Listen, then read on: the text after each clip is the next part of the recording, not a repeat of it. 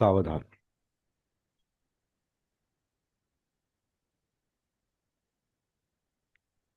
अत्त ही अत्तनो नाथो को ही नाथो परोसिया अत्तनाव सुदंतेन नाथं लभती दुर्लभं.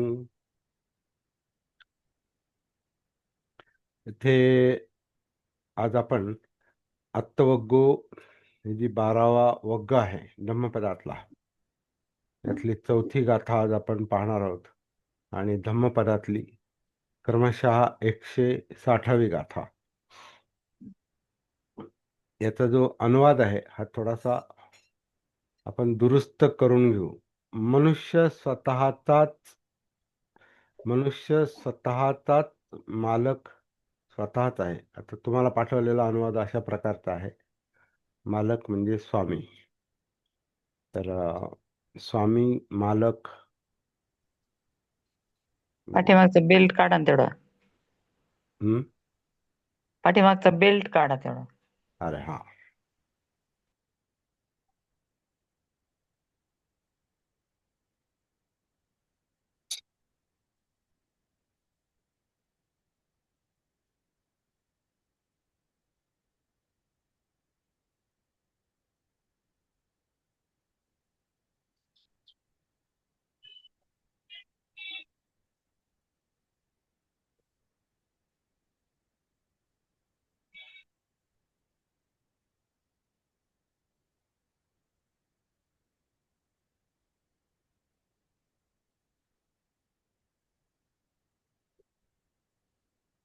तर हा जो अनुवाद आहे थोडासा आपण सुधारून घेऊ. अत्त अत्त म्हणजे आपण. आपण म्हणजे मी नाही.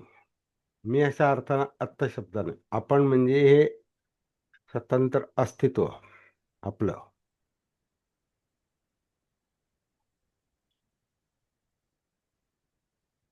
हे हे स्वतःच हे स्वतंत्र आहे.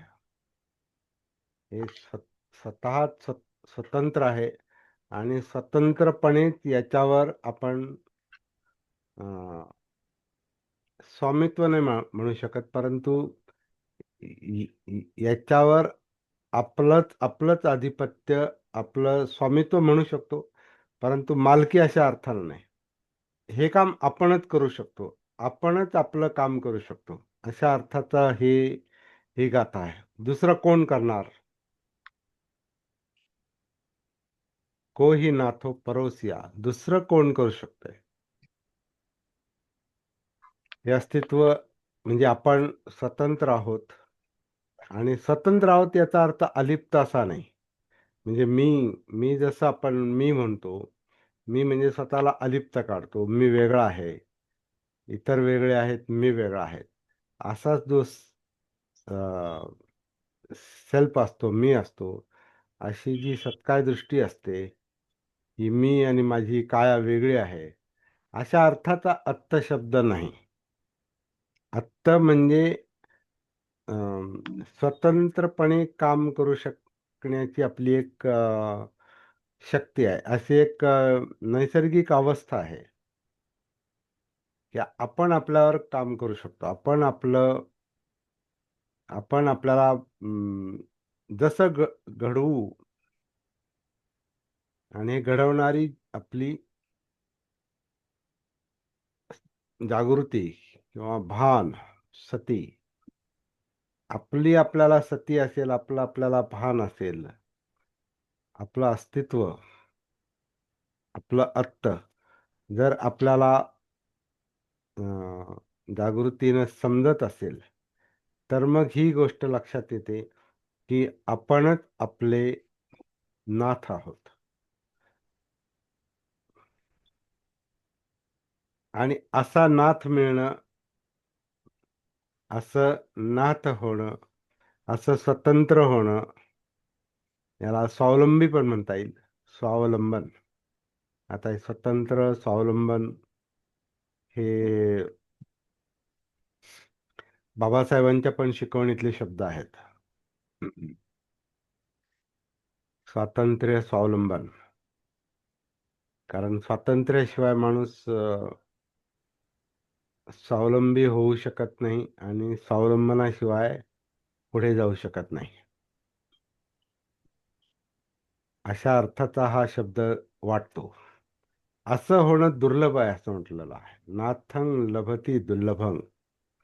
असा माणूस जो असतो, जो स्वतंत्र असतो, स्वावलंबी असतो, स्वतःची जबाबदारी घेतो, हा पण एक महत्वाचा अर्थ त्याच्यातून निघतो.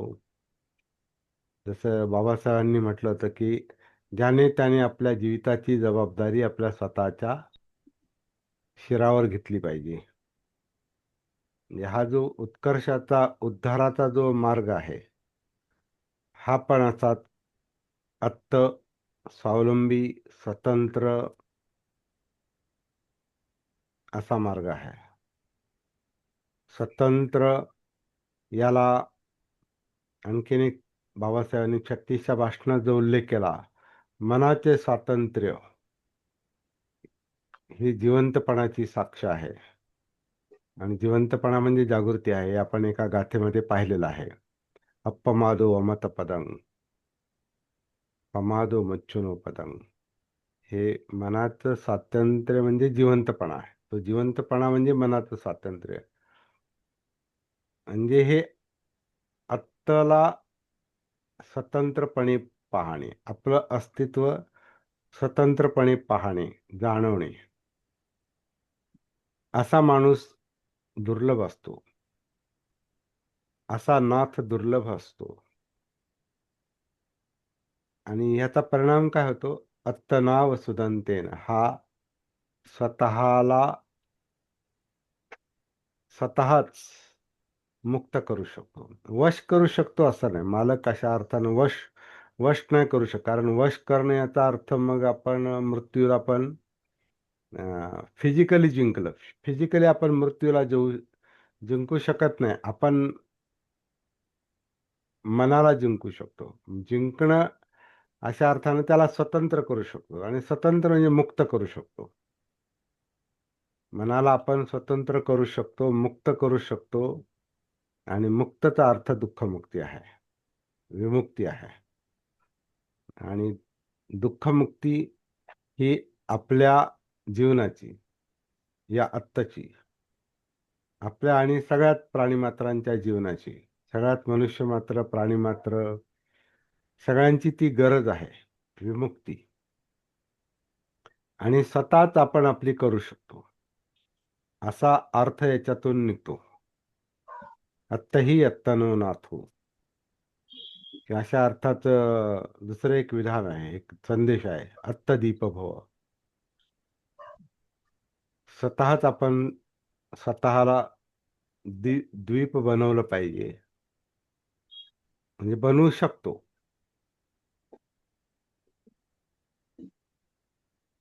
विशिष्ट पद्धतीनं.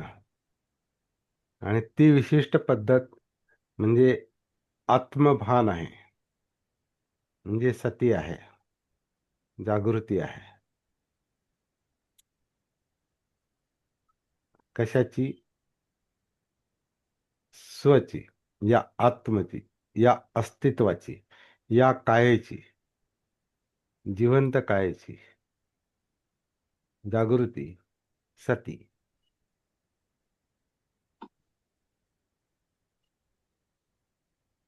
त्याचा पद्धतशीर विकास केला, त्याची पद्धतशीर प्रॅक्टिस केली, साधना केली, तर आपण आपलं स्वतःचे नाथ बनू शकतो. म्हणजे स्वतःला मुक्त करू शकतो. इथं हेही सांगितलेलं आहे की परावलंबन काही कामाचं नाही.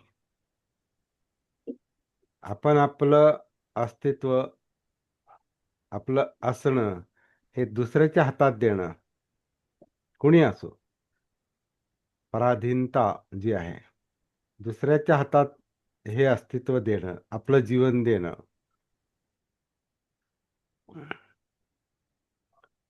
ते आपल्यातल्या मीच्या पण हातात नाही देता येत. जो मी, जो अहंकार, जो जी सत्काय दृष्टी, जी संस्कारांना धरून चालते, संस्कारांनाच आपलं मानते. संस्कार म्हणजे आपण नाहीत. संस्कार धम्म म्हणजे आत्ता नाही. सब्बे धम्मा अनत्ता. संस्कार म्हणजे आपण नाही. आपण म्हणजे हे हे आत्त हे संस्कारांनी बनलेलं आहे, परंतु आत्ता हे स्वतंत्र आहे. हे अस्तित्व ज्या परिस्थितीत जन्माला येतं किंवा धारणा होती त्याची, अं, त्याचा जो त्याची जी गर्भधारणा होते, त्याची जी सुरुवात होते,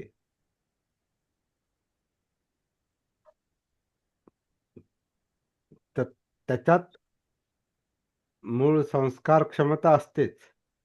परंतु संस्कार जे घडतात या आत्तावर, या अस्तित्वावर, आपल्यावर, म्हणजे मीवर नाही, आपल्यावर. आपण म्हणजे मी नाही, नैसर्गिक अस्तित्व, याच्यावर जे संस्कार घडतात ते संस्कार क्षमता आहे म्हणून.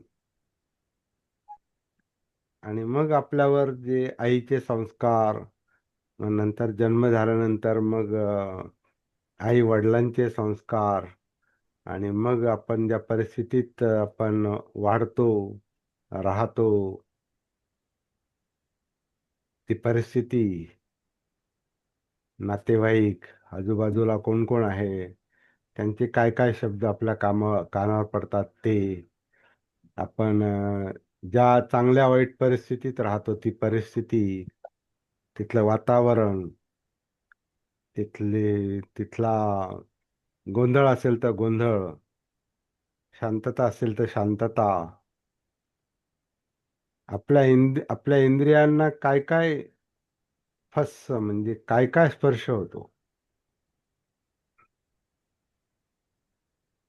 आपण जेव्हा जन्म झाल्यानंतर जेव्हा शुद्धीत येतो, तेव्हा डोळे उघडल्यानंतर आपल्याला काय काय दिसतं, तिथून ती पुढच्या संस्काराची सुरुवात होते. पुढच्या संस्कारांची काय ऐकू येतं, काय कानावर पडतं, गंध, चव, स्पर्श. चवीचं सुद्धा बघा, आपल्याला जे खाऊ घातलेलं असतं, तीच आपली पुढची आवड बनते.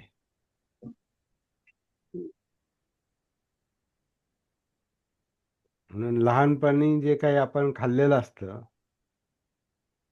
ते बऱ्याचदा अगदी म्हातारपणात पण ती खाण्याची इच्छा होते.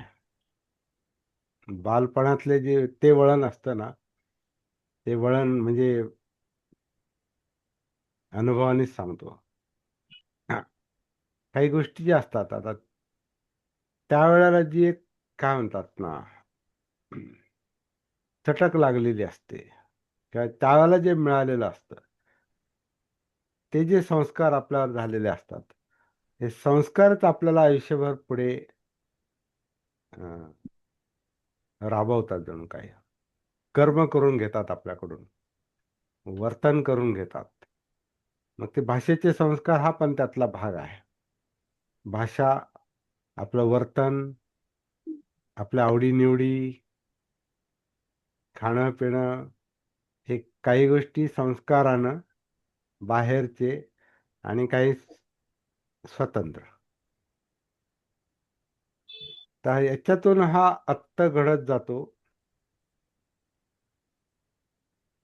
आणि याला स्वतंत्र करायचं असतंय.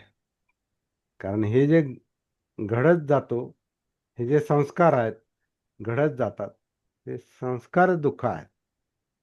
सब्बे संखारा दुःखाती, यदा पय्याय पश्यति, प्रज्ञेनं पाहतो. प्रज्ञा म्हणजे डायरेक्ट समज, इनडायरेक्ट समज नाही, ज्ञान नाही. प्रज्ञा म्हणजे ज्ञान नाही.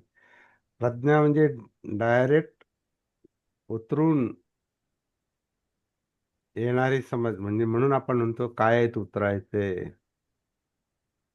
जाणीवांमध्ये उतरायचे, चित्तामध्ये उतरायचे, मनोधम्मांमध्ये उतरायचे. आत्तापासूनच मन पण तयार होतं मग, असं त्याचा अर्थ निघतो. चित्त, भावना, विचार. तर हे हे जे सगळं नंतर जे बनतं संस्काराने, ते यातनामय पण असतं.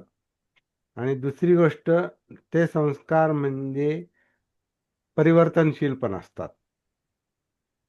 स्थिर कोणते संस्कार नाहीत, ते परिवर्तनशील असतात.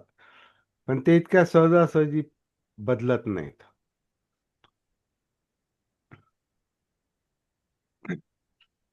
म्हणजे स्वतःला सुदांत किंवा शांत करणं, मुक्त करणं, हे सहजासहजी घडत नाही. ते फार दुर्लभ गोष्ट आहे, ही फार कठीण गोष्ट आहे. कारण एक तर आपण आपल्याला लवकर सापडत नाही, आपण आपल्याला लवकर सापडत नाही, कारण आपण त्याच्याशी कनेक्टेड नाही. म्हणजे आपण कायच नसतो. आपल्या आपल्या आपल्याला जे जे काही वाटतं, जाणीवा, वेदना, ते आपल्याला नीट जाणवत नाही, कारण आपण त्याच्याशी कनेक्टेड नसतो, त्याचं भान नसतं, त्याची सती नसते. आपले जे भावनिक हेलकावे चाललेले असतात, हे करू का ते करू, इकडे जाऊ की तिकडे जाऊ, ही एक भावनिक अस्वस्थता जी असते, जी शांत बसू देत नाही, सुदांत होऊ देत नाही, त्याच्या हातात आपण असतो. आणि विचार प्रक्रियेच्या हातात असतो. आणि विचार प्रक्रिया म्हणजे आपण नाही. विचार प्रक्रिया ही संस्कारांनीच बनलेली असते परत. तर असं आपलं अस्तित्व, आपला आत्ता जो असतो ना, तो आपला नसतो. म्हणून आपण आपले नाथ नसतो. आपलं आपल्यावर आधिपत्य नसतं, स्वामित्व नसतं. आपलं स्वामित्व, आपल्यावर अधिकार जो असतो, तो आपल्यावर त्या संस्कारांचा असतो. म्हणून आपण संस्कारांनी बोलतो. मराठीत का बोलतो, तर मराठीचे संस्कार आहेत म्हणून. आणि मग आपण नवीन नवीन भाषेचे आपल्यावर संस्कार करून घेतो, म्हणून आपल्याला नंतर इंग्रजी येऊ शकतं. जेवढे संस्कार झालेले आहेत तेवढे, ते इंग्रजीचे चुकीचे संस्कार झाले तर चुकीचं इंग्रजी बोलतो. किंवा आपण आता कसं आहे की आपली इंडियन इंग्लिश, म्हणून त्याला इंडियन इंग्लिश म्हणजे हिंदीयुक्त, किंवा हिंदीमध्ये मराठी, हे संस्कृत देवनागरी जी भाषा आहे आपली, जी आहे, ज्याला आपली जी बाराखडी आहे, अ आ इ उ वगैरे, आणि स्वर आणि व्यंजन, क का की कू, क ख ग घ च छ ज झ वगैरे वगैरे, जी आपली जी बाराखडी आहे, त्या बाराखडीचे उच्चार हे इंग्रजीत उतरतात. म्हणून त्याला इंग्लिश आणि हिंदी, याला कधी कधी हिंग्लिश म्हणतात लोक. हिंग्लिश, इंग्लिश नाही, हिंग्लिश. इंग्लिश म्हणजे हिंदी आणि मराठी, हिंदी आणि इंग्लिश मिक्स.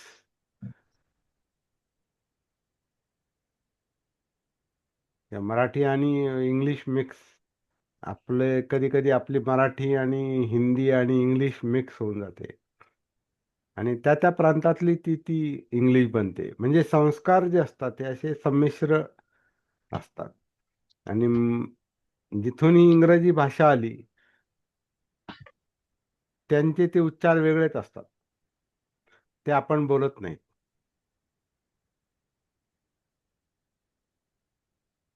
आपली आपली आपली इंग्लिश वेगळीच असते, इंडियन इंग्लिश.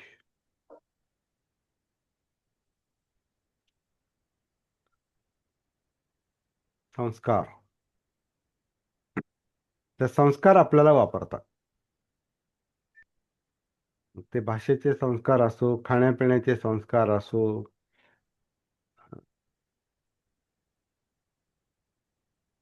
शिक्षणाचे संस्कार असोत, परिस्थितीचे संस्कार असोत, हे सगळे आपल्याला आपला आत्ता घडवतात. आत्ताचा नंतर आत्ताचं जर भान नसेल, त्याची सती नसेल, म्हणजे या अस्तित्वाची, ह्या जीवनाची सती नसेल, जे संस्कारित आहे, जे नंतर घडलेलं आहे, त्याचं भान नसेल, तर ह्या आत्ताला मुक्त करता येत नाही. म्हणजे आत्ता दीपभव बनता येत नाही. आपण आपले नाथ होऊ शकत नाही. आपण आपले स्वामित्व, मालकी अशा अर्थानं नाही, म्हणजे आपण ह्या आत्ताला मुक्त करू शकत नाही, म्हणजे दुःखमुक्त होऊ शकत नाही. आपण यातनाच भोगतो. आपण विचलितच होतो. आपण चिंताच करतो. आपण विस्कळीतच असतो. आपल्यावर ताणतणाव असतात. आपण दुःख भोगतो. संस्कार हे दुःखच आहे. त्यामुळे हे आत्तावर आपलं, ह्या अस्तित्वावर आपलं आधिपत्य नसतं. पण ते ठेवू शकतो, ही गाथा सांगते. दुसरा कोण ठेवणार? असं म्हटलंय, कोही नाथो परोसिया. दुसरा कोण याच्यावर, याला मुक्त करणार, याचं दमन, याचा प्रश्न कोण सोडवणार? म्हणून ज्याला त्याला ज्याचे त्याचे प्रश्न सोडवावे लागतात. इथं स्वातंत्र्य आहे, इथं स्वावलंबन आहे, पण अलिप्तता नाही. कारण अलिप्त नाही. स्वावलंबी आहे पण अलिप्त नाही. स्वतंत्र आहे पण अलिप्त नाही. मी नाही. स्वातंत्र्य म्हणजे मी नाही. स्वातंत्र्य म्हणजे ह्या जीवनाचं स्वरूपच असं आहे. हे इथं आपण आपलं, जसं आता आपण आपला घास घेतो, आपण आपलं खातो, आपण आपलं पितो, आपण आपली आंघोळ करतो, आपण आपला अभ्यास करतो, आपण आपल्यामध्ये उतरतो, आपण आपला श्वास पाहतो, अनापान सती, आपण आपण वळालो तिकडं तर ते होतं. दुसरं कोणी आपल्याला बळजबरीने त्याच्यात नाही नेऊ शकत. कोणी सांगू शकतो आपल्याला, पण बळजबरी नाही होऊ शकत. हे आपण, आपला संकल्प बनला, म्हणजे मनाचा तो संकल्प बनला, तशी समज आली, दृष्टी, तर तो संकल्प बनतो आणि मग आपण ते तसं बोलतो, तसं वागतो. वाचा कर्म कर्म आपण ठरवलं तर तशी ती आपली जीवनशैली बनू शकते. तसं आपले प्रयत्न चालतात. पण या सगळ्याला आधी सती पाहिजे. सगळ्यात आधी याचं भान पाहिजे. आणि मग ह्याला नाथो म्हणजे समाधी पण आहे. मग नाथो म्हणजे म्हणजे मुक्ती आहे, विमुक्ती आहे. तर ते स्वतंत्र काम आहे, पण अलिप्त नाही. आणि ते स्वातंत्र्य महत्वाचे आहे. पण अलिप्त म्हटलं की मग मी माझ्या म्हणण्याप्रमाणे करतो, आपल्या दृष्टीच्या प्रमाणे किंवा अंडरस्टँडिंग प्रमाणे चालत नाही. म्हणजे अंडरस्टँडिंग प्रमाणे आपण चालतो, मिसअंडरस्टँडिंग, चुकीची समज असेल तर त्याप्रमाणे चालतो. परंतु जागृतीपूर्वक आपण ते काम करू शकत नाही. कारण आपण जागृत नसतो, भानावर नसतो, सतीमध्ये नसतो, अनकॉन्शियस असतो. ती पण नैसर्गिक अवस्था आहे, ती जन्माबरोबरच आलेली आहे. पण ही नैसर्गिक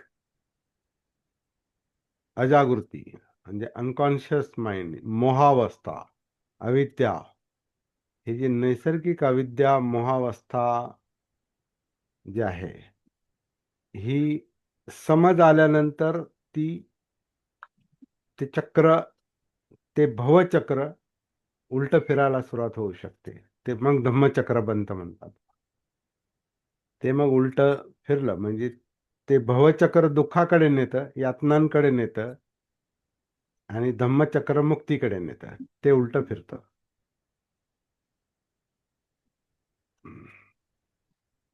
तर उलट फिरतं म्हणजे अत्तकडे येतं.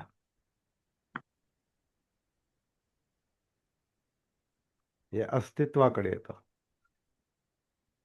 म्हणून ते धम्मचक्र गतिमान व्हायचं असेल आपल्यामध्ये, म्हणजेच भवचक्र जर दिसायचं असेल, आपल्याला पाहायचं असेल, जाणवायचं असेल, तर भानावर आलं पाहिजे, सतीमध्ये आलं पाहिजे, स्वतःमध्ये उतरलं पाहिजे, आत्तामध्ये आलं पाहिजे. मग आत्ता दीपभव होऊ शकतं. मग आपण नाथ बनण्याकडे म्हणजे मुक्त होण्याकडे आपण वाटचाल करू शकतो. आणि दुसरं कोण करणार? कोही नाथो परोसिया, कोण करणार आहे? आपल्यालाच करावं लागेल. पण असं म्हटलं, हे हे असं करणं हे दुर्लभ आहे. असा नाथ दुर्लभ असतो.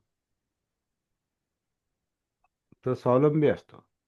नाहीतर तू पहा, नाहीतर कोणी नेता करील, नाहीतर कोणीतरी पुढारी करील. बाबासाहेब म्हणायचे ना, अशी अशी परावलंबित्वाची भावना तुम्हाला दुर्बल बनवते.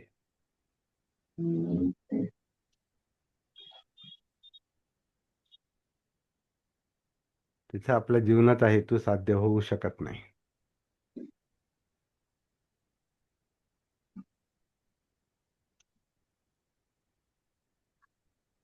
यातून सुटका पाहिजे असेल तर ते स्वतःमध्ये उतरावं लागतं. आतून आतून ते काम चालतं. हे काम बाहेरून नाही चालत. हे काम आतून चालतं. हे काम पोटातून चालतं. हे काम धडातून चालतं. हे काम त्या मज्जारज्जूतून चालतं. हे काम आपल्या मेंदूतून चालतं. हे काम आपल्या इंद्रियातून चालतं. हे आतून चालतं. हे या धडातून चालतं. ह्या आत्तमधून चालतं. म्हणून आत्त आत उतरलं तर आत्त दिसतं. आपण दिसतो. आणि तिथं दिसतं की हे मी काहीच नाही. म्हणजे मी नाही. मी म्हणतो म्हणून नाही चाललं हे. तिथं मी नाही हे पण लक्षात येतं. म्हणजे अनात्त लक्षात येतं. आत्ता हे परत अनात्म. आत्ताला जर मी म्हटलं तर तर तसं नाही म्हणतात. ते ते धम्म आहे. आणि धम्म अनंत आहेत. धम्म म्हणजे आपण नाही. धम्म हे संस्कार आहेत.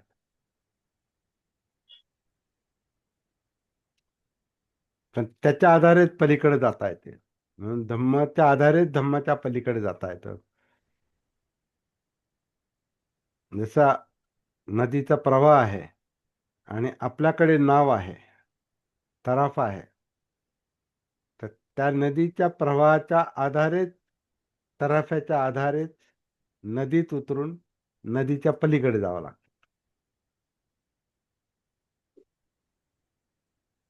तो तराफा म्हणजे आपले संस्कार आहेत, आपले धम्म आहेत, जे आत्तावर झालेले आहेत. आत्तामुक्त अवस्था पण आहे. ती मुक्त झाली तर, नाहीतर मग आत्ताचाच परत, आत्तावरच परत संस्कार बनून तो अं, बंधनात अडकतो. म्हणून त्याचं स्वामित्व म्हणजे त्याला त्याला त्याला समजून घेऊन त्याच्यात त्याच्याच आधारे धम्म समजून घेऊन धम्माच्याच आधारे पलीकडे जावं लागतं. म्हणजे दुःखमुक्ती, दुःखातून दुःखमुक्तीकडे जाण्याचा मार्ग धम्म प्रवाहात आहे. गती आहे ती. त्या गतीत उतरून, जीवन गतीत उतरून, या आत्तगतीत उतरून त्या त्याच्या पलीकडे जावं लागतं, म्हणजे दुःखमुक्तीकडे जावं लागतं, बुद्धत्वाकडे जावं लागतं. असं असं काहीच ते याच्यातून आपल्याला जाणवतं.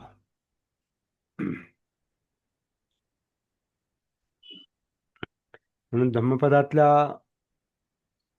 गाथा हे नुसते शब्द नाहीत. आता ते कसे, बुद्धांनी कसं सांगितलं असेल हे सांगणं थोडं कठीण आहे. ही रचना कशी तयार झालेली असेल आणि परत कसं आहे की ते समजणं हाच एक मोठा म्हणजे कशाचा, नुसत्या कौशल्याचा किंवा वाचता येण्याचा भाग नाही. तो समजून घेण्याचा जो मुद्दा आहे तो जागृतीशिवाय दुसरा मार्गच नाही. सतीशिवाय दुसरा मार्गच नाही. उतरा, पहा.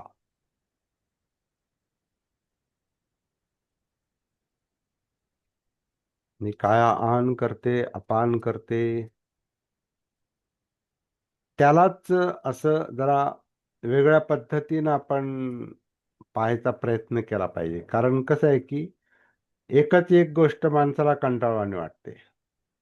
मग त्याला काही गोष्टी त्याला जोडता आल्या तर पहा.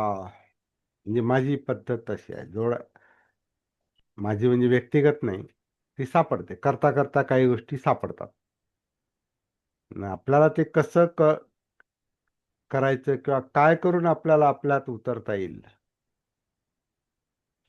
कायानुसतीमध्ये, जिवंत कायेमध्ये कसं उतरता येईल,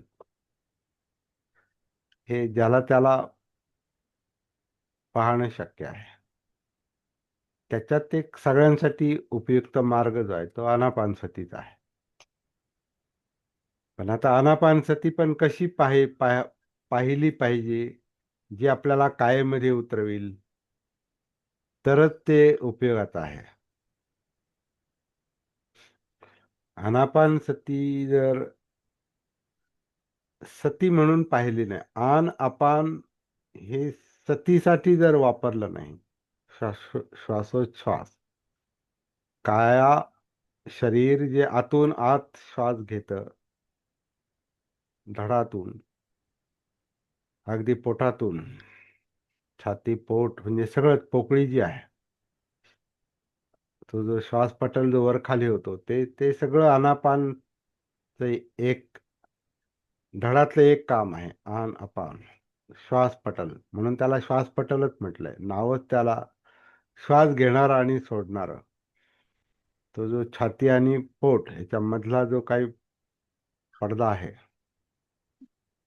पटल, त्याला श्वास पटल म्हटलंय. त्याच्या आकुंचन प्रसरणामुळेच पोकळी निर्माण होते. आकुंचन, पोकळी, श्वास आत, प्रसरण, श्वास पटल पुरवत होतो, श्वास बाहेर फेकला जातो. पुन्हा आकुंचन, खाली येतो, पोकळी निर्माण होते, प्राण आत येतो जणू काही, कारण प्राणवायूसाठीच सगळं चाललेलं आहे, रक्तशुद्धीसाठी. आणि मग त्याच्यामुळे आपण जिवंत आहोत. जीवन जे पुढं चालतं ते त्याच्यामुळे. ते थांबलं, थांबलं. तर ते आनापानचा संबंध जिवंतपणाशी पण आहे. म्हणून जिवंतपणा पाहायचा असेल तर श्वास पाहावा लागतो. श्वासाच्या निमित्तानं कायेत उतरावं लागतं आणि मग बाकीच्या गोष्टी, बाकीच्या हालचाली या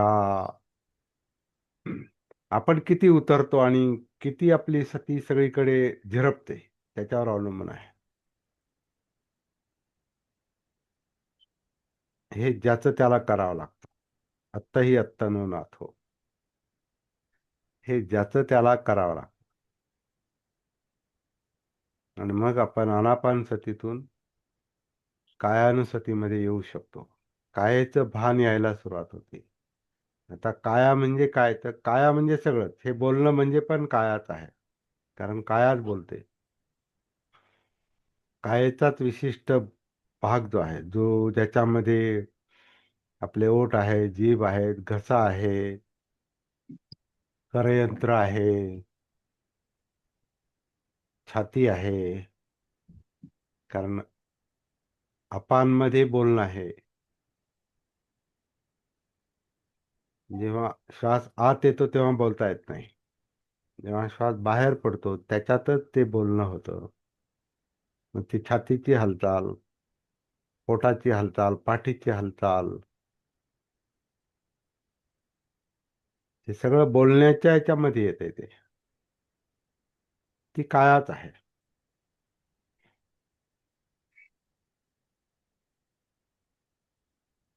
मग हृदयाची हालचाल आहे, हृदयाची धडधड आहे, सगळ्या शरीरामध्ये पसरलेलं चाललेलं रक्ताभिसरण आहे.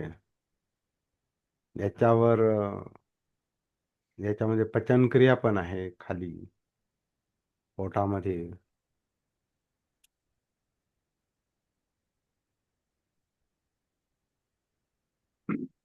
रक्ताभिसरण आहे आणि याच्यावर सगळ्याचं जे नियंत्रण आहे ते मज्जासंस्थेत आहे.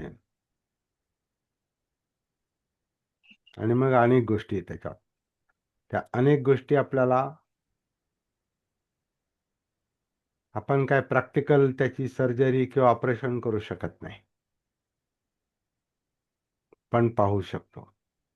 आणि ते पाहणं जाणीवांच्या आधारे आहे. वेदना, फिलिंग, काय फील होतं, काय जाणवतं, ह्या जाणीवा हे अंतरंग पाहतात. अंतरंगातल्या जाणीवा यांची जाणीव सतीमुळे होते, जागृतीमुळे होते. म्हणून वेदनानुसती. वेदनानुसतीमध्ये खरी काया कळते. म्हणून वेदना हा सेंट्रल पॉइंट आहे जाणीवेचा, सतीचा. जाणवणं, फिलिंग.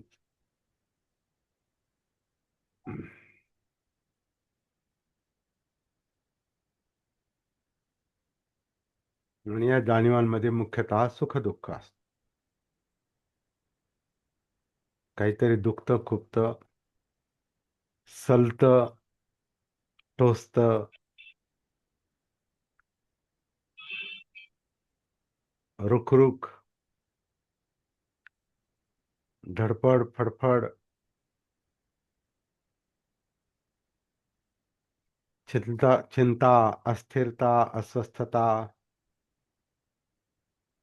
याची बोचणी, टोचणी.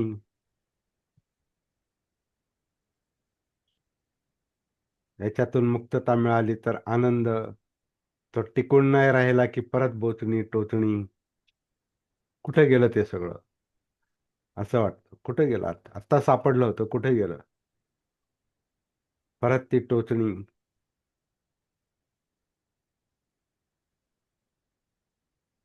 मग ते पाहिजे, ते परत तो पाहिजे, ते सुख पाहिजे. हे दुःख नको, ते सुख पाहिजे.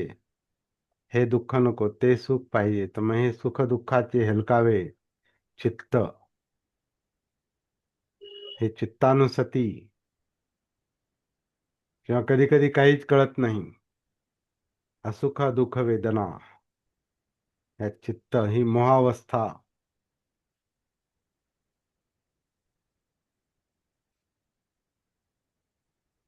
त्याच्यानुसार चाललेले आपले हे शब्द, धम्मानुसती, मनोधम्मानुसती, असं एक एक करून आपली सती सगळीकडे झिरपत गेली, पाझरत गेली, उतरत गेली.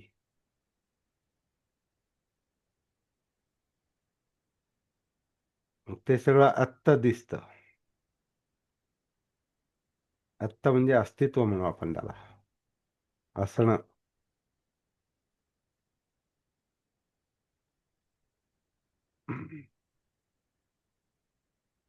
त्यालाच पाहत पाहत त्याला त्याचे प्रॉब्लेम सोडवावे लागतात, जीवनाचे, अस्तित्वाचे, जगण्याचे. आणि तो प्रॉब्लेम एका शब्दात दुःख म्हटलंय. दुःख म्हणजे असं काहीतरी वेगळं दुःख म्हणजे आपण लगेच एखादं काहीतरी दुःख म्हणजे माणूस फार रडला, गागला, ओरडला, किंचाळला, विव्हळला म्हणजे दुःख असं आपण समजतो. ते आहेच आहे दुःख. परंतु दुःख हे प्रत्येक क्षणी आपल्या बरोबर चाललेलं आहे. कारण काहीतरी असं आहे की ते म्हणजे आज नुसतं बसून राहिलं तरी दुखतंय काहीतरी. काहीतरी पाठ दुखते किंवा आता फार वाकून बसलं तर सरळ व्हावं लागतं. सरळ झालं तर फार वेळ सरळ नाही. मग थोडं रिलॅक्स. परत थोडंसं मागे, पुढे, थोडंसं खांद्यावर प्रेशर आलं तर आपण असं असं करतो. म्हणजे काहीतरी काहीतरी दुखणं खुपणं चालूच आहे. गुडघे दुखतात. पायापासून डोक्यापर्यंत आपण जर फिरलो आणि डोक्यापासून पायापर्यंत सतीने फिरलो की आपल्याला वेदना फिलिंग जाणवतात. सुखही जाणवतं, दुःखही जाणवतं किंवा मूर्छित अवस्था जाणवते. असुख, दुःख, वेदना.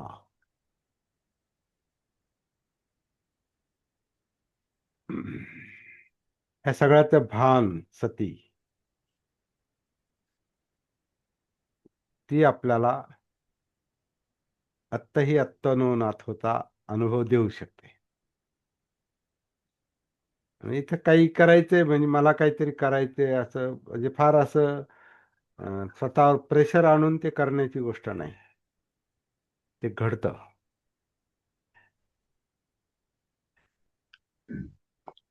ही एक निसर्गाने दिलेली एक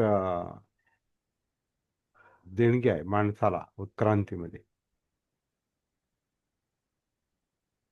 म्हणजे दुःख जसं नैसर्गिक आहे तशी दुःखमुक्ती पण नैसर्गिक आहे मग. आणि आपले आपण करू शकतो. आत्ता ही आत्ता नो नाथो. हे दुसरं कोणी करू शकत नाही.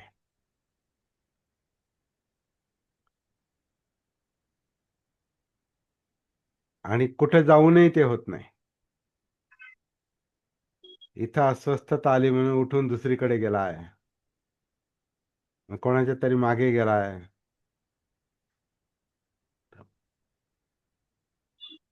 तर कोणाच्या मागे जाऊन आपण मागे जाऊ शकतो पण आत नाही उतरू शकत. ते वेगळं काम आहे. आणि ते इथंच करायचं असतं. जिथं हा आपला आपण आहोत, आत्ता आहे. तिथेच ते करायचे. कोणी देव, कोणी धर्म, देवधर्म, कोणी शक्ती, निसर्ग पण स्वतंत्रपणे जरी ती शक्ती आपल्यात असली नैसर्गिक तरी त्याला काहीतरी आपल्या साधनेची ती साधना नैसर्गिकच आहे. म्हणजे असं काहीतरी असं आहे की जे आपल्याला आपल्यामध्ये करावं लागतं. ते आपोआप होत नाही.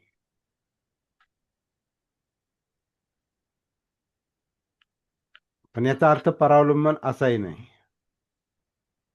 मध्यम मार्ग.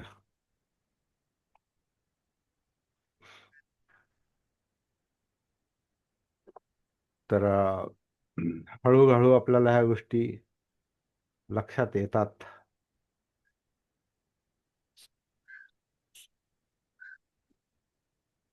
आणि आपला हेतू साध्य होऊ शकतो.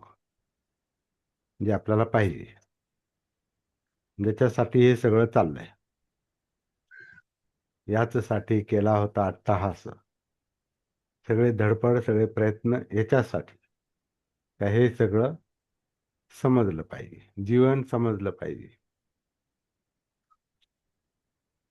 म्हणजे यातल्या यातना समजतील, टेन्शन समजेल, प्रेशर समजेल, दुःख समजेल आणि दुःखमुक्ती मिळेल. मिळते. याची बुद्ध जणू काही गॅरंटी देतात. पण कधी स्वतःच केलं तर. बुद्धं शरणं गच्छामी म्हणजे बुद्धाच्या मागे जा असं नाही. कुठे बुद्ध? ज्यांच्या मागे जायचं. असं कुठंच अस्तित्व नाही बुद्धाचं. बुद्ध म्हणजे आपल्यातली जागृती. ज्याला बोध होतो तो बुद्ध. आणि तो बोध या जागृत आत्तालाच होतो. म्हणजे आपल्यालाच होतो. म्हणजे बुद्धांतरण इथंच आहे.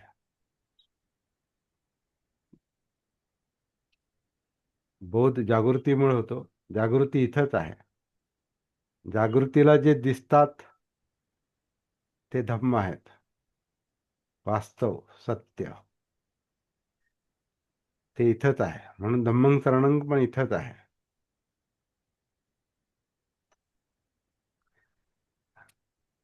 आणि माणूस म्हणून एकमेकांना मदत केली पाहिजे, एकमेकांना सहकार्य केलं पाहिजे, कारण ही पण नैसर्गिकता आहे. कारण ग्रुप बनणं हे मनुष्य प्राणी मात्र सगळ्यांमध्ये तो एक गुणधर्मच आहे. कळप, ग्रुप करणं, ग्रुप बनणं, एकत्र येणं. कारण स्वावलंबन आणि परावलंबन यातला मध्यम मार्ग आहे. पूर्ण परावलंबन पण आपण स्वीकारू शकत नाही, कारण अस्तित्व हे संपूर्णपणे दुसऱ्यावर अवलंबून नाही, आणि आपलं अस्तित्व हा आत्ता पूर्णपणे स्वतःवर पण अवलंबून नाही, म्हणजे मीवर अवलंबून नाही. माझ्यावर मी सगळं करील नाही.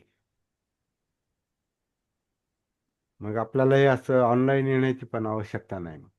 मीच जर सगळं करू शकतो तर हे कुठून तरी आपल्याला धम्म श्रवण, कालेन धम्म श्रवणं एतं मंगलं उत्तमं. धम्म श्रवण, धम्म समजणं, त्याला श्रावक म्हटलेलं आहे.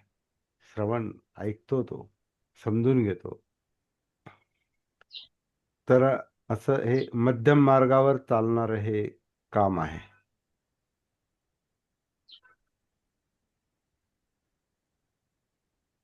आत आणि बाहेर दोन्हीकडे, सब्जेक्ट ऑब्जेक्ट दोन्हीकडचं भान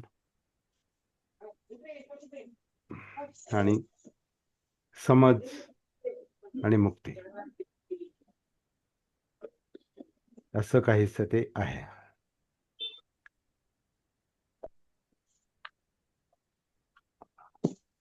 आजचं धम्मचिंतन तात्पुरतं इथे थांबूया आपण, म्हणजे मी थांबवतो.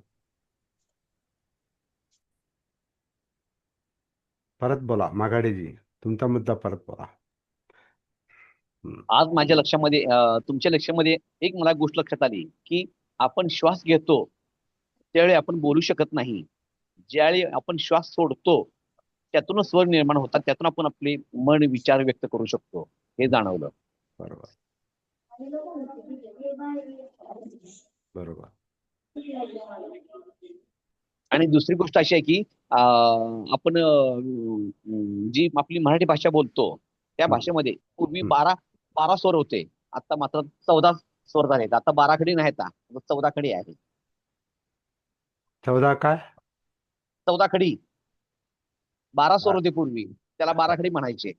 आता आता 14 मात्र 14 खडी झालेले बघा. ए आणि अ हे इंग्रजीमधून आपल्याकडे आलेले स्वर आहेत. हा.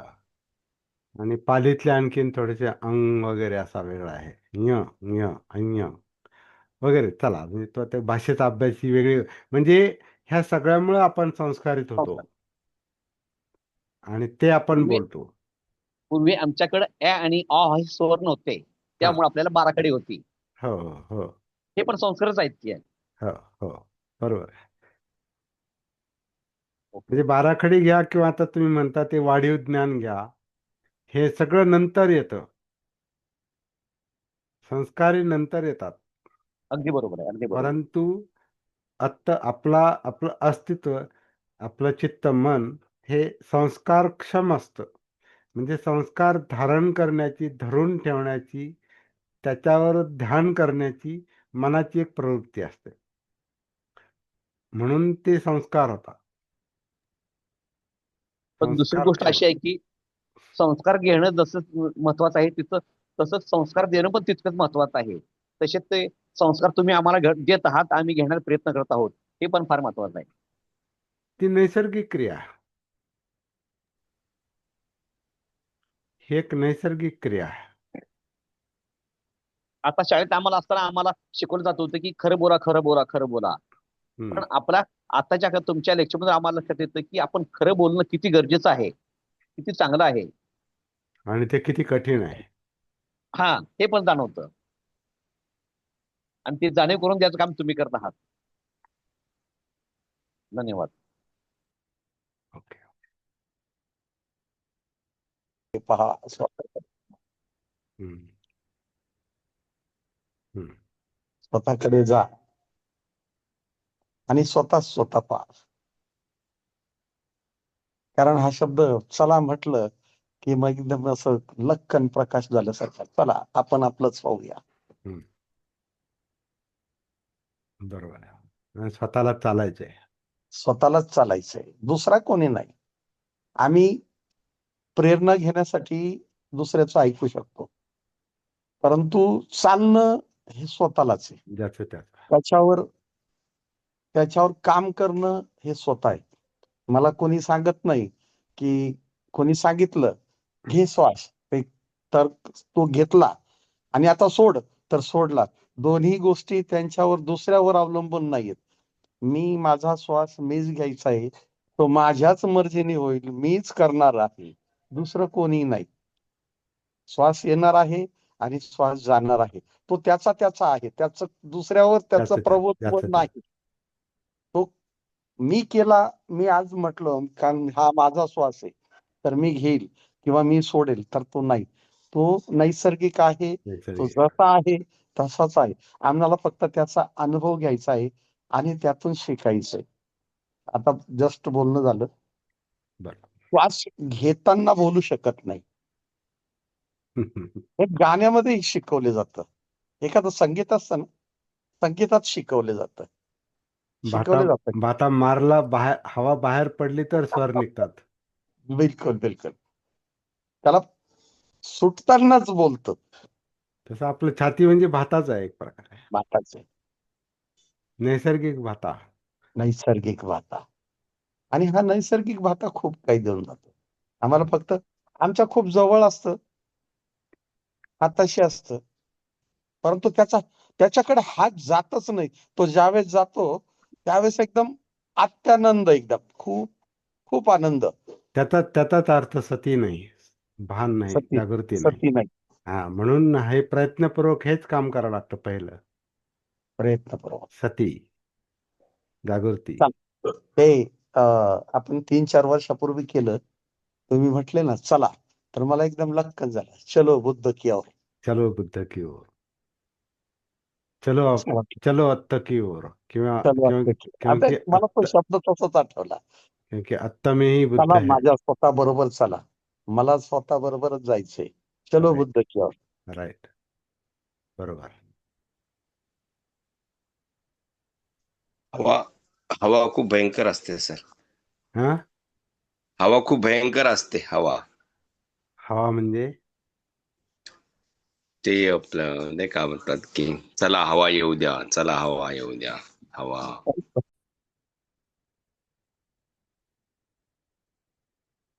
जी गोष्ट आपल्या लक्षात येत नाही, आली नाही, तर तिथं समजा सती पण लक्षात नाही आली तर मौन धरलं पाहिजे. ते पण छान आहे, ते चांगलं आहे.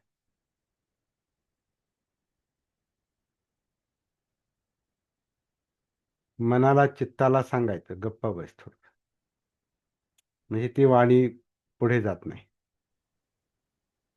म्हणजे गप्पा बसणं ही तात्पुरतीच गोष्ट आहे. सतीमध्ये गप्पा बसला तर ती फार महत्वाची गोष्ट आहे. सतीमध्ये शांत गप्पा बसणं. सर मौन राहणं, हा. मी मौन झालो हा, तर त्यावेळेस माझं कार्य थांबलं का सर? ते माझे विचार तर जसे तसे चालू राहतात, फक्त ते कुठे आपल्याला वाणी कुठे थांबते, घेऊन फक्त जायचे. वाणी हं? थांबते. वाणी वाणी वाणी थांबते. हा, परंतु मौनात मन नाही मौन करत कधी. मन शांत होतं तरी पण चिंतन चालू असतं, काही विचार, जागृत चिंतन चालू असतं. जागृत, हा, आणि ते धम्म पाहतं, मग सत्य, वास्तव. वास्तव पाहत. हम्म. आणि मौनात असणं म्हणजे सत्य पाहणं, त्यात जितकं माणूस जास्त धीर गंभीर म्हणतात ना, तो धीर गंभीर माणूस जास्त काही शोधू शकतो. शांत राहून जास्त शोधू शकतो. कारण शांतता, विचलितपणा आला की तिथे मग काहीतरी सुटतं, काहीतरी राहतं. शांत झालं की ते तिथे सापडतं. म्हणजे ते शोधण्याची त्याला एक प्रकारे त्याला ती शक्ती भेटते की शोधण्याची. बरोबर. तो शोधू शकतो. मी शांत बसत नाही लवकर. नाही बसत. कारण ती धारणा जी असते ना, मीची धारणा धरून ते पटकन व्यक्त होण्याची आणि बोलण्याची, आणि कारण मी नेहमी प्रकाशात यायला पाहतो. तो प्रकाशात काय यायला पाहतो, तर त्याला तो स्वतःमध्ये घाबरतो तो ऍक्च्युली. माणूस स्वतः म्हणजे मी जो असतो ना, तो स्वतःकडे यायला घाबरतो. पटकन दुसऱ्याच्या समोर जाऊन उभं राहायला पाहतो आणि जणू काय संरक्षण मागतोय तो. म्हणून एकटा हा एकटं राहायला घाबरतो तो. म्हणून आपण एकटं राहायला घाबरतो. एकांत आपल्याला आवडत नाही. कारण त्या मीला एकांत आवडत नाही. परंतु एकांत मध्ये आपला आत्ता स्पष्ट दिसतो, हे अस्तित्व स्पष्ट दिसतं. ह्या जाणीवा स्पष्ट कळतात. भले त्या भयकारक असतील, त्रासदायक असतील, परंतु किमान दिसतात. दिसल्यामुळे त्यांची ओळख होते. ही आपली स्वतःची ओळख ही आत्तादीपसाठी फार महत्वाची असते. आत्ता ही नाथोसाठी ओळख, ही आपली स्वतःची ओळख, स्वतःला जाणणं हे फार महत्वाचं असतं. हे धम्म जाणणं आहे. हा धम्माचा बोध आहे, बोधी आहे. हे आपण हे लक्षात घेण्यासाठीच ही सगळी आपली धडपड चाललेली आहे. याच्यातून आपली प्रॅक्टिस ही करेक्ट होत जाते, व्यवस्थित होत जाते आणि स्वतंत्रपणे चालते. काही कोणी सांगण्याची आवश्यकता नसते इथं. म्हणजे मार्गदर्शन नंतर कमीत कमी घेतलं पाहिजे.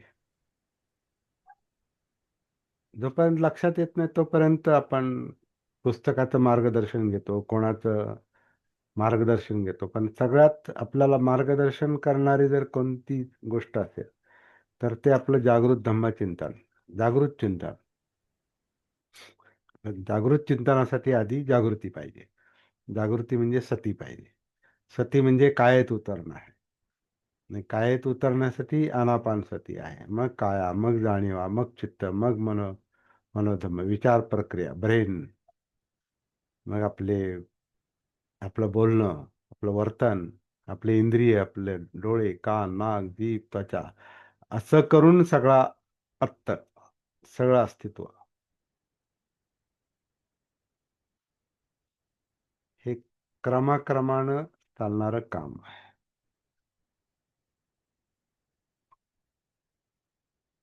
हे साधलं की मग पुढचा परिणाम आपोआपच येतो. मग परिणामाची चिंता करत बसायची गरज नाही. मार्गच महत्वाचा आहे. पोहोचण्याची चिंता करायची काही गरज नाही. कधी पोहोचल, योग्य गाडीत आपण बसलो आणि गाडी योग्य मार्गाने चालली. गाडीत आपण बसलो, गाडी योग्य मार्गाने चालली का, ही सती जागृती. कारण ती अंतर्भान आहे, ते अंतर्बोध आहे, अंतर्दृष्टी आहे. ती आतून तिला दिसतं बरोबर. कारण ते म्हणजे आतमध्ये मुक्तीचे अनुभव येतात, सुटकेचे अनुभव येतात, शांततेचे अनुभव येतात, स्थैर्याचे अनुभव येतात, एकाग्रतेचे अनुभव येतात, विचलन कमी कमी होतं.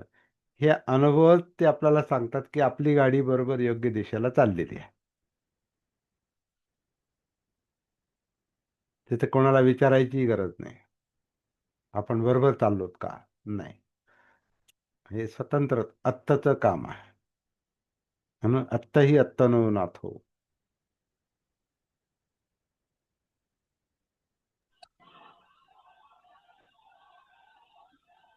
हा ज्यावेळेस बोला. जेवढं शांत बसल आणि तेवढं लवकर सत्तेमध्ये जाता येतं. इतर काम करताना जरा उशीर लागतो. हम्म. आधी स्वतःला वेळ देणं गरजेचंच आहे. आधी स्वतःचं काम असेल तर मग इतर कामात ते आपण, कारण तिथे आपणच असतो ना. इतर काम म्हणजे कोणतं काम, ते आपणच करतो. आपण हे आहे. स्वतःला जर सांभाळू शकत असू तर आपण कुठेही गेलो आणि कोणतंही काम करत असलो आणि काही करत असलो, आपण कोणत्याही कामात असो, प्रवासात असो, इतरांशी आपण बोलत असू किंवा कोणतंही काम करत असू, आपण आपल्यात असलो तर आपण कुठेही असलो तरी ते दोन्ही चालतं मग. म्हणून जरा आत बाहेरचं भान येतं. आत ते आणि अजून बाहेर, नाहीच. व्यक्तिगत आणि म्हणजे सेल्फ अँड अदर्स, आपण आणि तसं इतर. जर अवघड वाटतं, ते जरा अवघड वाटतं. हा, मग त्याला साधना म्हटलेलं आहे. साधना, प्रॅक्टिस त्याच्यासाठीच असते. का जे अवघड असतं ते सोपं कसं होईल ते पाहिलं पाहिजे. अवघड आहे पण अवघडात नाही राहायचं आणि नेहमीच अवघडलेलं नाही राहायचं. नेहमीच अवघडलेल्या अवस्थेत जगलो तर मग ते प्रश्न नाही सुटत जीवनाचे. ही अवघडलेली अवस्था, ही हा गुंत, हे कन्फ्युजन, हे गोंधळ, ही मोहावस्था, ही अजागृत अवस्था कमी कशी होईल त्याच्यासाठी प्रयत्न करावे लागतात, धडपड करावी लागते, सम्यक व्यायाम करावा लागतो.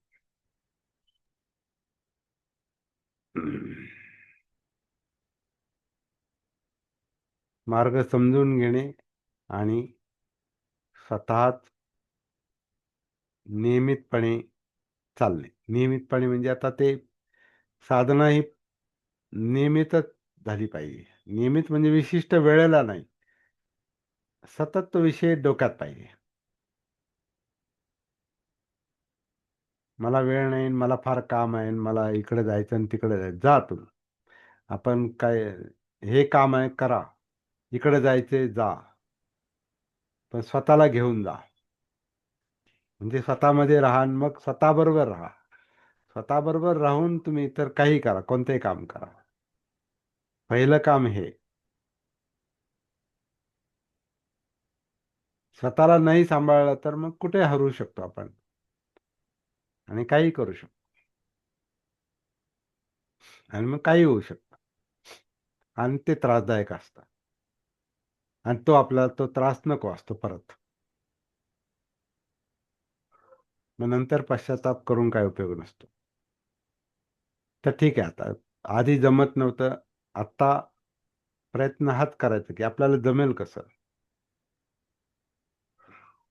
अवघडलेल्या अवस्थेत राहायचंच नाही. आपण अवघडलेल्या अवस्थेत आहोत हे समजलं तेही चांगलं आहे असं माझं मत आहे. कारण ते समजते तरी किमान आपण अडकलेलो आहोत. तर तेही समजत नसेल तर मग आणखीन प्रयत्न केले पाहिजेत. मग तर गप्पच बसलं पाहिजे, थोडं मौनात आलं पाहिजे, शांत बसा.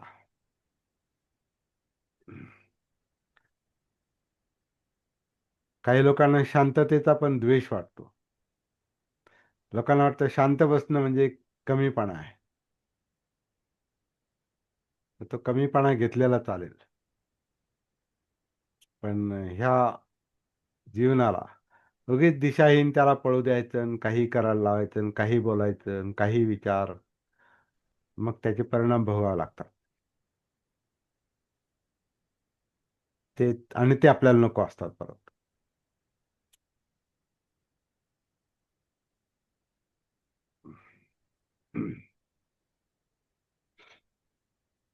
हम्म. मी माझा एक स्वतःचा अनुभव सांगतो. हा, बोला. मी ज्यावेळी ड्युटीवर असतो त्यावेळी गेटच्या आत जाताना माझ्याकडे नेहमी पांढरी टोपी असते. गेटच्या बाहेर आले की माझी मी पांढरी टोपी सवयीने निघते बाजूला काढतो मी. पण डेपोत आत गेलं मात्र मग घरचा विचार कुठलाही नसतो आणि गेटच्या बाहेर आलं मात्र एसटीचा विचारच काही नसतो. एवढं मात्र मी पत्ते पाळलेले आहे. म्हणजे टोपी सांभाळते तुम्हाला. मी टोपीला सांभाळतो. तुम्ही टोपीला सांभाळता की टोपी तुम्हाला सांभाळते? चांगलं आहे. म्हणजे चांगलं आहे. काहीतरी असं केलं पाहिजे की जी गोष्ट आपल्याला आठवण करून देईल. काय तर मला विचारतात की हा. ही टोपी तुमच्या बरोबर कशी लक्षात राहते, तर हम्म. ती मला त्याची पण सवय पडलेली आहे. फक्त टोपीचं भान ठेवावं लागेल. हो हो हो तेवढं मग बाळगतोच नेहमी. आपल्या डोक्यावर टोपी आहे. हम्म. चला, ज्याची त्याची पद्धत आहे, परंतु शेवटी टोपीवरून टोपी खाली आलं पाहिजे.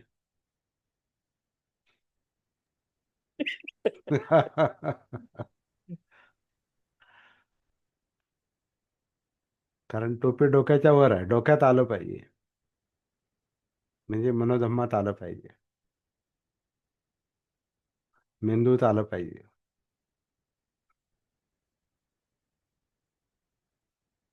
चला, मग परत तो क्रम आला सगळा, काया वेदना चित्त मनोधम्म.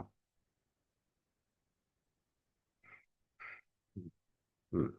आता सतीत उतरणं, परत बोला. हा,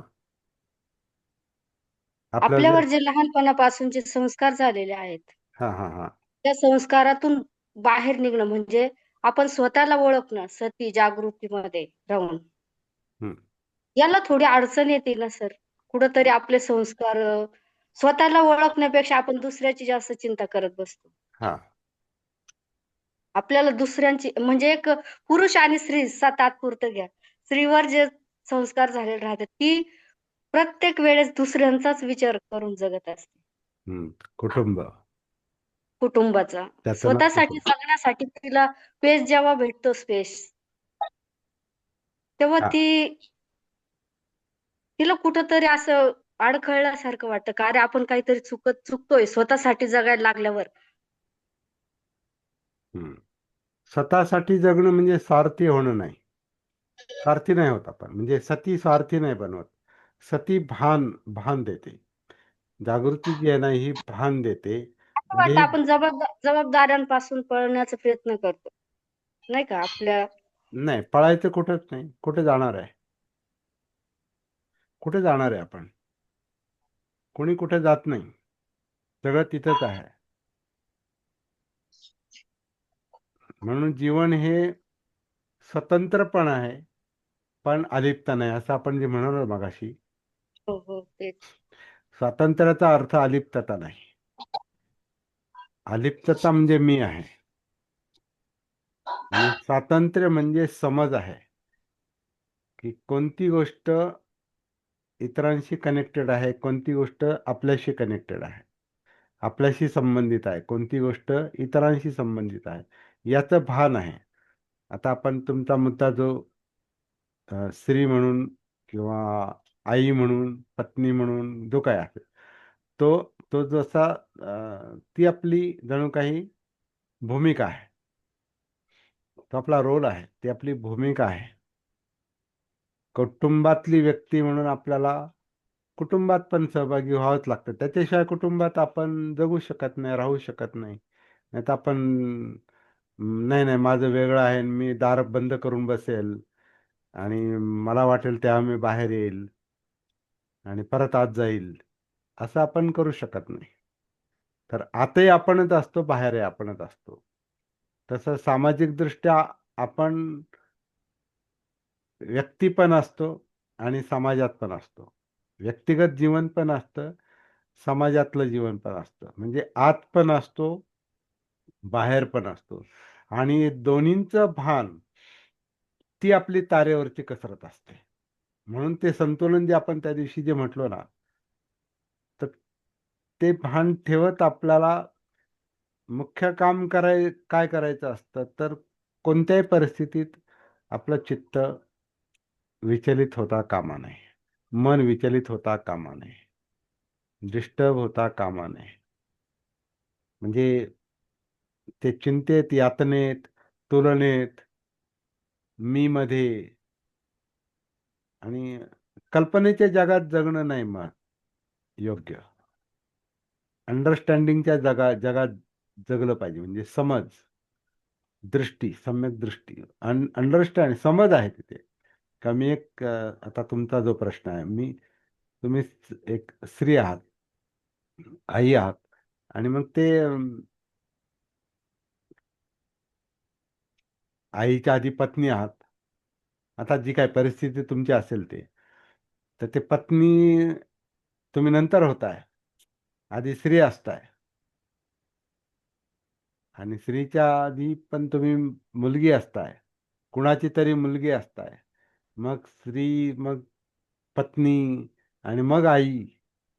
असं ते जे संस्काराचं जग वाढत जाते आणि गुंतागुंतीचं बनत जातंय. किंवा पुरुषांच्या बाबतीत पण तसंच.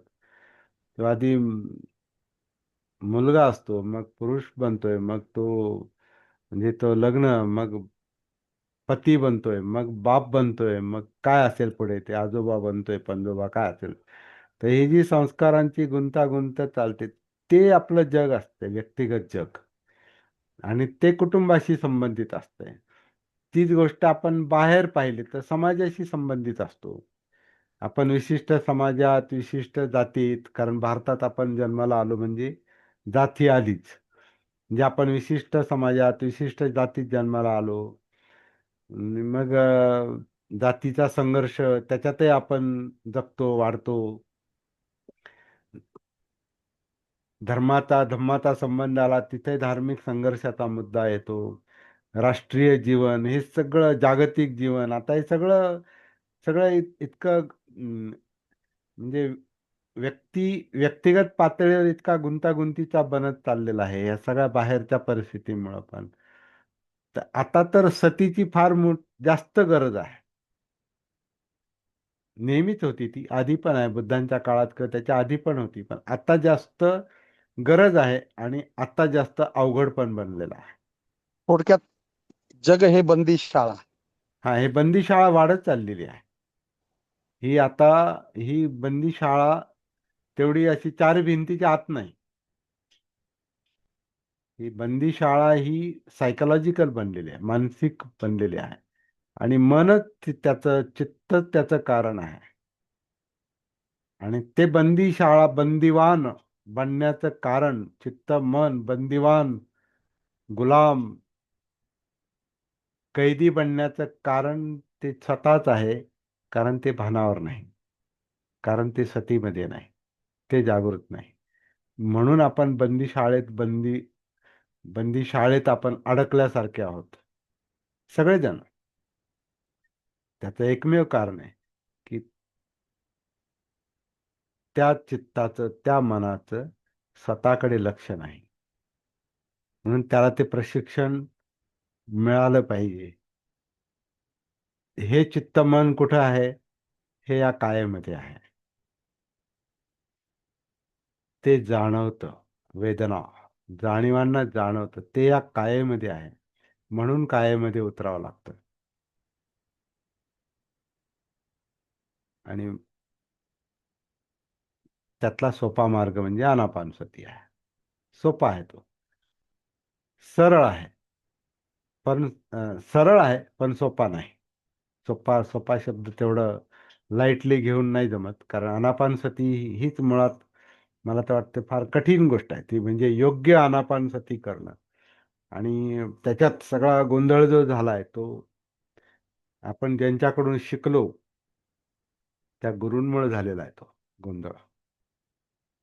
आणि त्यांचाही दोष नाही तो. त्यांना जसं मिळालं किंवा त्यांना जसं समजलं तसं त्यांनी सांगितलं, तेच पुस्तकांमध्ये पण आलं, तेच परंपरेनं चाललं.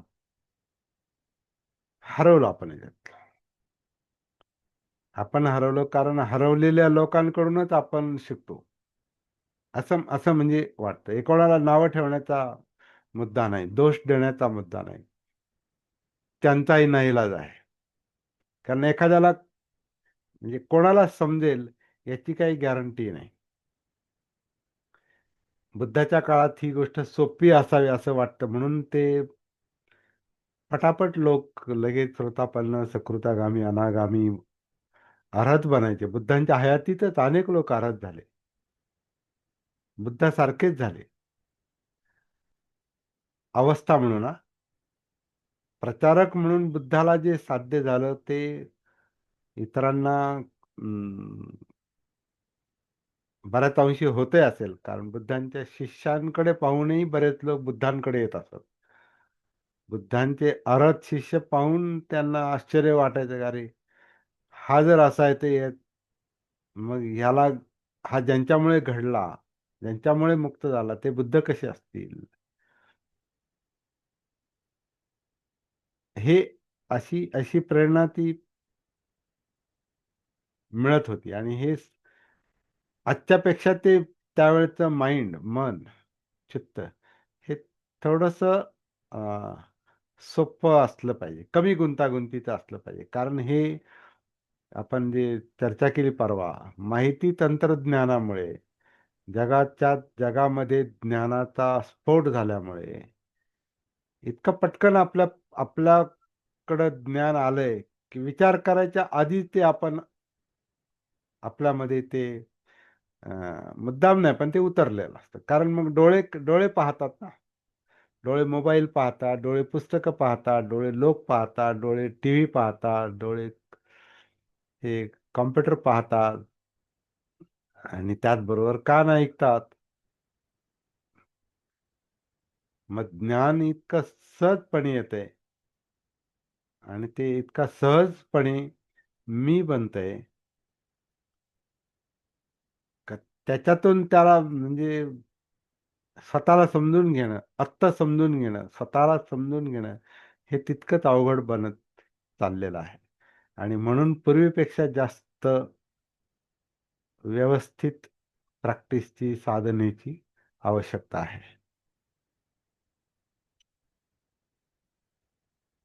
म्हणून जगामध्ये जो गोंधळ चाललाय ना, तो माणूस हरवत चाललाय असं म्हणतात ना, हरवत चाललाय.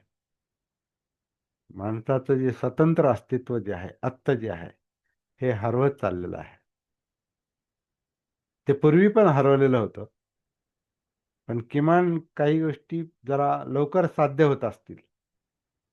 आता एक कल्पनेवर बोलतो आपण, परंतु थोडस व्यावहारिक विचार केला तर ते तसाच विचार मनात येतो की जिथं आता समजा अशा गाड्या घोड्या पटकन इकडे जाणं तिकडे जाणं, आणि इलेक्ट्रॉनिक माध्यम, मोबाईल, अमकं धमकं, आता हे हे गरजेचं पण आहे. याला आपण थांबवू शकत नाही. माहिती तंत्रज्ञान हे डेव्हलप होणं हे माणसाच्या मेंदूच्या विकासाचं लक्षण आहे. विकासामुळे झालंय ते. कारण शेवटी ते मेंदू काय गप्प बसत नाही. त्याला जे मिळतं त्याच्यावर त्याचं परत विचार आणि नवीन काहीतरी त्याला सापडत जातं, मिळत जातं. तो लगेच लोकांमध्ये ठेवतो. मग त्याच्यातून दुसरं असं करत जातं. साधे मोबाईल आपण पाहिलं तर कोण कोण काय काय टाकतंय त्याच्यामध्ये. त्याच्यातलं योग्य कोणतं, अयोग्य कोणतं, चुकीचं कोणतं, बरोबर कोणतं, हे समजून घ्यायला आपण थांबत पण नाही, म्हणजे विचार पण करत नाही. लगेच आपलं ते बोट चाललेलं असतं स्क्रीनवर, स्क्रोलिंग म्हणतात त्याला. ते सतत चाललेलं असतं. आणि बघा, थोडं निरीक्षण करा एकदा ते मोबाईलचं. आता ते पण टेक्नॉलॉजी अशी आलेली आहे, तंत्रज्ञान, का स्पर्शावर, आपल्या बोटाच्या स्पर्शावर ते स्क्रीन फिरतोय. आणि तसतसं पुढचं ज्ञान, पुढचं आणखीन, पुढची माहिती, पुढचा व्हिडिओ, पुढचा सीन, पुढचे शब्द, सगळं पटापट पटापट इतके आपल्या डोळ्याला आणि कानाला विषय मिळतात की आपण तास तासभर थांबत नाही. काही लोक तर अनेक तास त्याच्यामध्ये, म्हणजे आता काही मुलं तर म्हणजे मनोविकृत होतील की काय. आणि पुढचा पुढचा काळ तो पण आहे, असं तज्ज्ञ पण सांगतात की पुढचा जो प्रॉब्लेम आहे ना, तो सायकोलॉजिकलच होणार आहे. जर हे भान नसेल तर, सती नसेल तर. म्हणून पूर्वीपेक्षा आता त्याची आवश्यकता जास्त दिसते. हे आपण अनुभवातून पण सांगू शकतो. हे काही शिकवण्याची आणि भीती दाखवण्याचा मुद्दा नाही हा. जगत असं बदलत चाललेलं आहे आणि जग छोटं छोटं बनलेलं आहे. म्हणजे जग छोटं बनलंय म्हणतात, छोटं कुटुंब झालंय असे म्हणतात. जग हे छोटं कुटुंब बनलेलं आहे. जसं जसं घरातली माणसं, कुटुंबातली माणसं पटकन एकमेकांच्या समोर असतात, तसं आता जग कुठं काही ट्रम्प बोलले, अमेरिकेचे अध्यक्ष बोलले, युरोपचे इंग्लंडचे अध्यक्ष बोलले, किंवा चीनचं कोणी काय बोललं, कुठं काय घडलं, श्रीलंकेत काय घडलं, का लगेच सगळीकडं एका क्षणात लगेच बातमी इथे.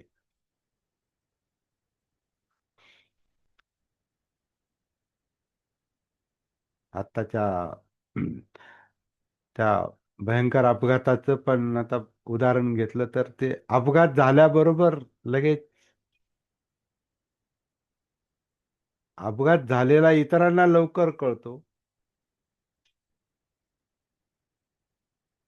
घरातल्यांना जवळच्यांना नंतर कळतो.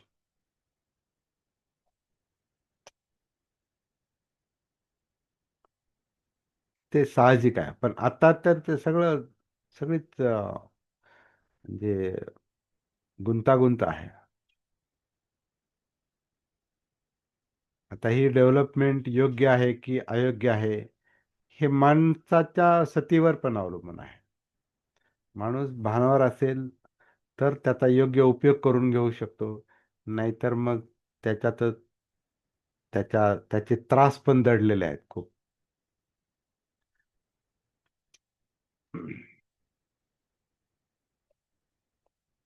विकासाबरोबर स्वतःला वाचवता पण आलं पाहिजे.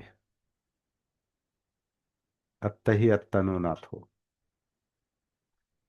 स्वतःला जपता आलं पाहिजे, स्वतःला सुरक्षित करता आलं पाहिजे, नाहीतर मग पुढे त्रासदायक होणार.